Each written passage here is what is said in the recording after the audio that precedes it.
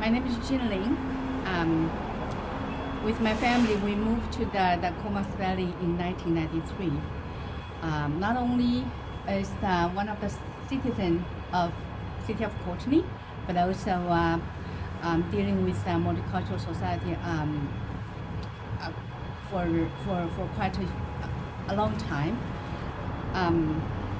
The reason I chose here, Native Science Hall, that because Native Science Hall it's an old building. It has some history, and it's beautiful because it's a wood building. We hold many of the events here, the Comas Valley Multicultural Society, and not as an immigrant to the community, we feel, or at least I feel, we have to do something to attach with our living community.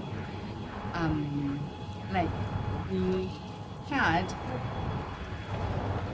the Lunar New Year celebration, we have the multicultural festival, we have the youth program, we have the mothers group. So everything is there, and we just like to be part of our community.